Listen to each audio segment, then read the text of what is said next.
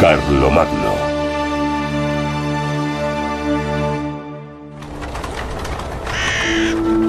Episodio primero.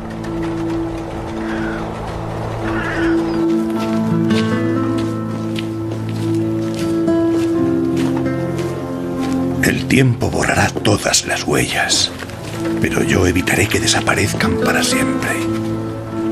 Yo soy el único que puede llevarlo a cabo. Fue mi protector y mi amigo. Y es mi obligación sagrada no dejar que ese grande de su tiempo caiga en el olvido.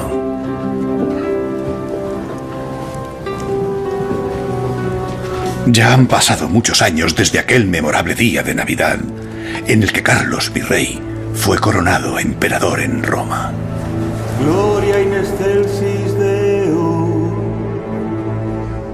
laudamus Te, benedicimus Te, adoramus Te, glorificamos Te. El 25 de diciembre del año 800, cuando Carlomagno fue coronado emperador, se encontraba en el apogeo de su poder. Gobernaba un imperio que abarcaba casi toda Europa. Carlomagno era el gobernante más poderoso de su tiempo. En Roma, el mismísimo Papa tiembla ante su presencia. ¡Larga vida a Carlos, emperador de los romanos! ¡Viva el emperador! ¡Viva nuestro rey! Solo hay una persona que puede contar la historia de Carlomagno de primera mano: su antiguo compañero de camino, el erudito de la corte, Eginardo. Disculpadme, maestro. Llego tarde. Ni una vez has llegado a la hora. Me pregunto, Iohannes, si estás a la altura de la misión que te he asignado. Me he propuesto comenzar a escribir lo antes posible sobre la vida pública y privada del gran rey Carlos y, naturalmente, sobre todos y cada uno de sus hechos. Viví a su lado en la corte durante 20 años. Me hice merecedor de su confianza y conozco sus secretos. Pero no olvides esto: todo lo que no llegue a plasmarse por escrito deberás guardarlo en secreto. Sí, maestro. Decidme lo que debo escribir. La obra se titulará Vita Caroli, la vida de Carlos. Años después de la muerte de Carlomagno, Eginardo, un sabio de su corte, escribió la biografía de un gobernante más famosa de la Edad Media. En ella, Carlomagno aparece representado como un gobernante sobrenatural, una figura carismática. Pero ¿cómo era realmente? ¿Dónde acaba el mito y empieza la realidad?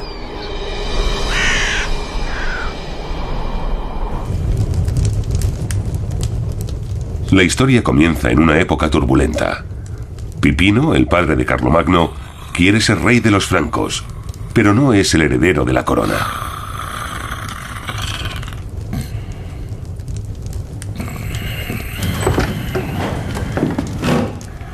Ya está amaneciendo. Habéis velado toda la noche, señor.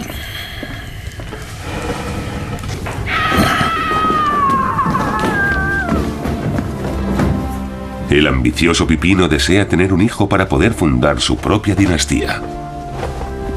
Es un niño. En abril del 748, 4 largos años después de su boda con Bertrada, nació el ansiado primogénito.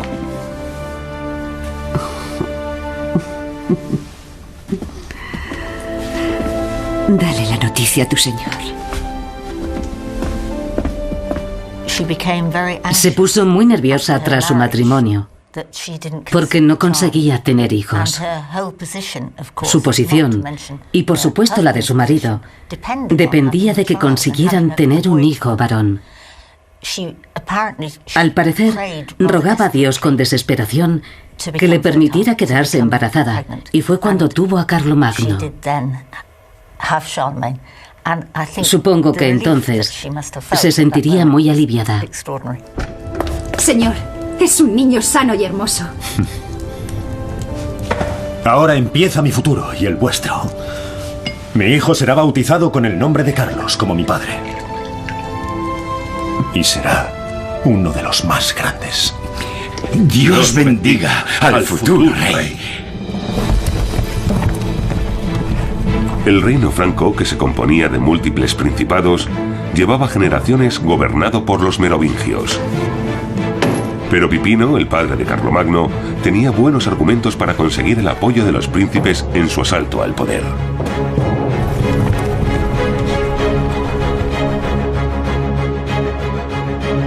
Pipino se hizo con el gobierno de un gran imperio. Bajo la dinastía de los merovingios, el área de influencia de los francos no había dejado de crecer. Además de sus áreas de asentamiento originales junto al Rin y al Mosela, dominaba una gran parte de la Francia actual. En 3 siglos, el reino de los francos llegó a ser una gran potencia en Europa. Abad Burcardo, ¿cómo están las cosas en vuestra tierra? No van bien, Abad Fulrado. Según el mensaje que nos ha llegado de Neustria, muchos príncipes de Borgoña y Alemania se han puesto de parte de Pipino. Os agradezco que hayáis venido tan rápido. Los rebeldes forman ya un grupo numeroso, y son pocos los que siguen apoyando al rey Childerico. Pronto nadie podrá impedir mi triunfo. Pero solo un aliado poderoso conseguirá acallar a todos mis rivales. Fulrado, Burcardo, ¿estáis dispuestos a viajar a Roma?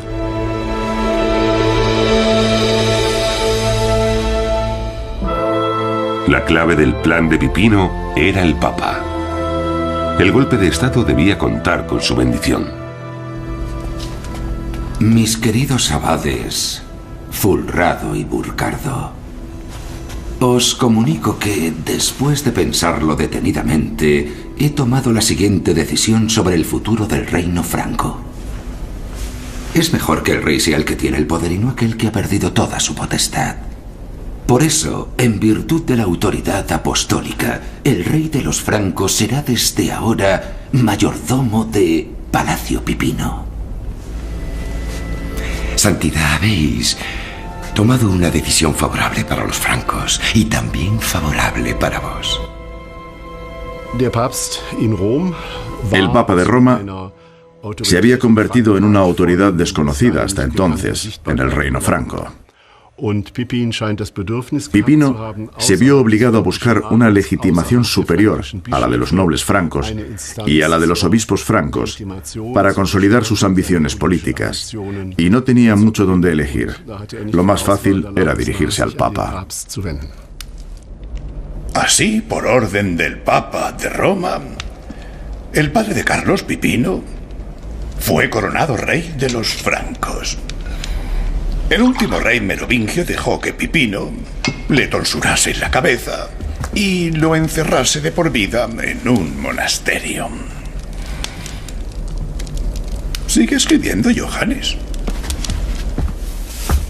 De todas formas, incluso antes de la coronación de Pipino, el antiguo rey ya tenía que conformarse con conservar el título, el cabello y la barba y jugar a gobernar sentado en su trono. Desde ese momento, Pipino tuvo que proceder con gran habilidad. Le prometió al Papa defender Roma de todos sus enemigos y se convirtió en protector de la Iglesia. En compensación, consiguió la unción del Papa para su primogénito Carlos y para su segundo hijo, llamado Carlomán.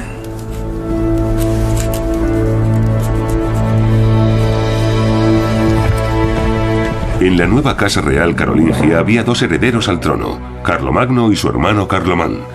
Desde la infancia, los dos se veían más como rivales que como hermanos.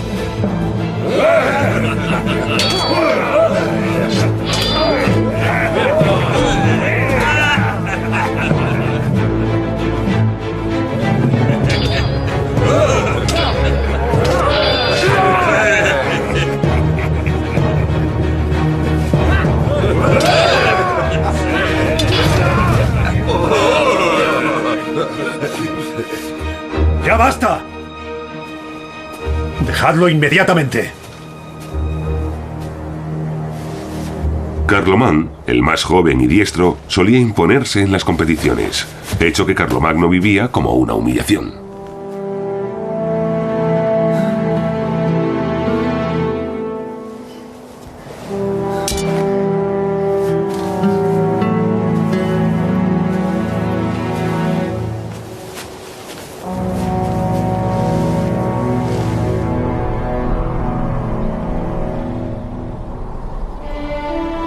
Os he reunido aquí para que seáis testigos de mis últimas voluntades. Dividiré el reino de los francos entre mis dos hijos. Os ruego que les seáis tan leales como lo habéis sido conmigo. Además, determino que tú, Carlos, reines en el norte de Neustria y Austrasia y en el oeste de Aquitania. A ti, mi querido hijo, te dejo el este de Aquitania, Borgoña, Provenza, Alemania y el sur de Neustria y Austrasia.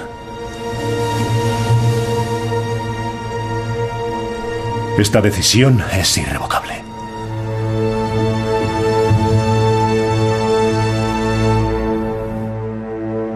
El reparto parece equilibrado a simple vista, pero Carlomagno se sintió perjudicado. Su reino se dispone en un semicírculo alrededor del de su hermano, por lo que se verá obligado a realizar viajes mucho más largos. Pipino repartió su reino de una forma bastante extraña y geográficamente incoherente.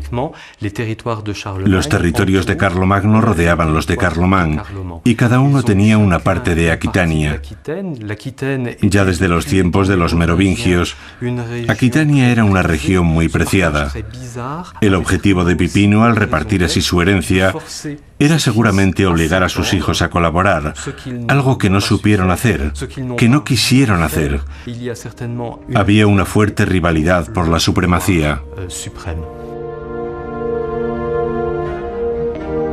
En la famosa abadía de Saint-Denis se encuentran las tumbas de los reyes francos. También el padre de Carlomagno, Pipino, yace aquí junto a su esposa Bertrada.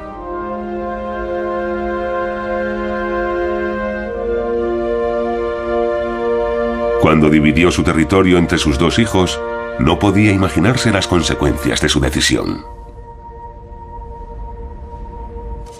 Tras la muerte de Pipino, cada uno tomó posesión de la región del reino que le correspondía según la decisión paterna. Las coronaciones tuvieron lugar al mismo